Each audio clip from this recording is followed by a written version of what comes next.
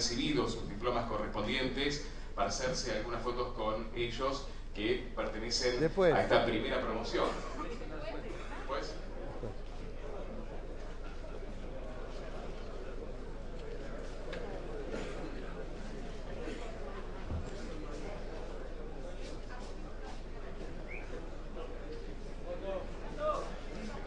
¡Foto! ¡Epa! ¡Qué agresividad!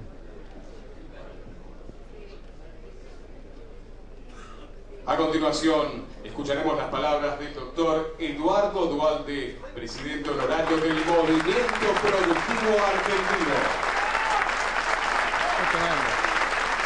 No hace falta poner esto. No, pero esto es de la cámara.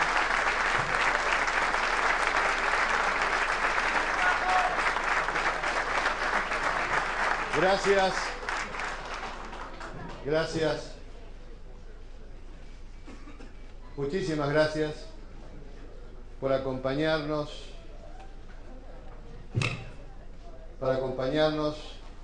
en este primer ciclo. Realmente, como decía Carlos Brown, fuimos de sorpresa en sorpresa. En primer lugar porque nuestra intención, nuestra ambición primera, era organizar un curso que imaginábamos para 100. Pero aún antes de abrir la inscripción, había salido en unos diarios nacionales que estábamos en la apertura del curso. E inmediatamente, entonces, antes de abrir la inscripción, ya eran muchos más los que se habían inscrito. Y realmente después se fue contagiando, se fueron enterando en distintas provincias. Y como decía Carlos Brown, ahora estamos en una situación muy difícil para poder cumplir con todos aquellos que quieran participar.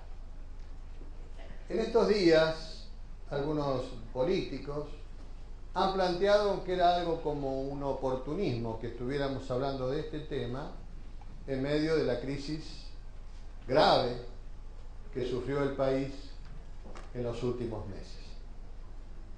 Pero yo quiero entonces hacer una breve reseña de cómo nace esta idea y se empieza a desarrollar.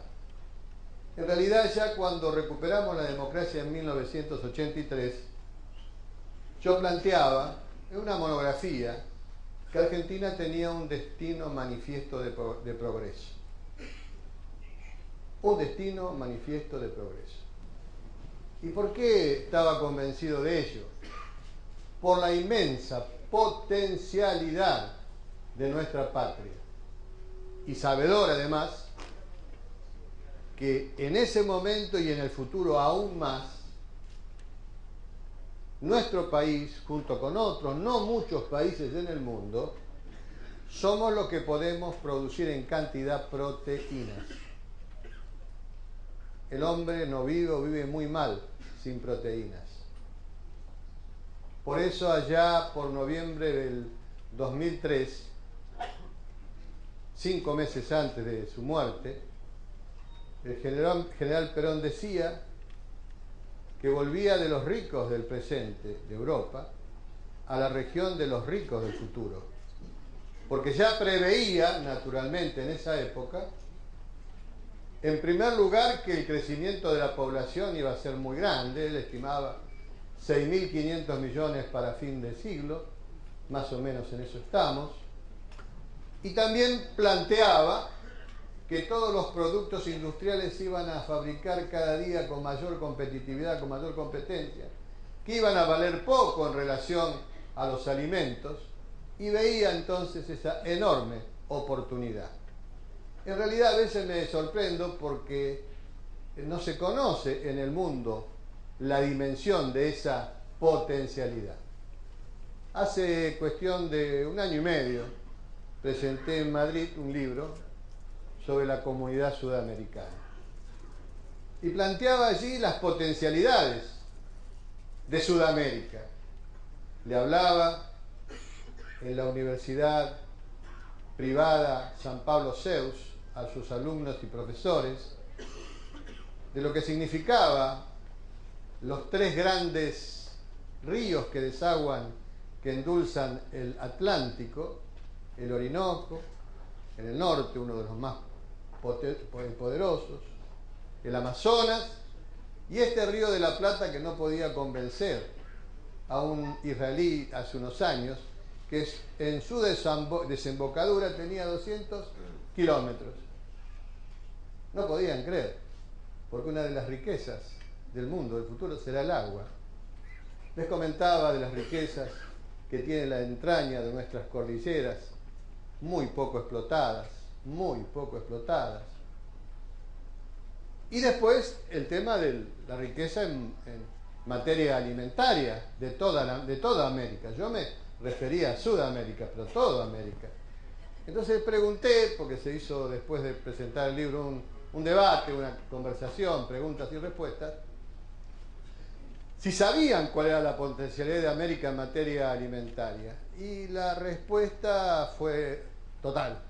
No tenían o no querían contestar ese tema, y yo le planteé una segunda pregunta. El producto clave o estrella en el mundo es la soja. Le pregunté si sabían qué porcentaje se producía en América. Nadie sabía, no habían leído los datos de la FAO del año anterior.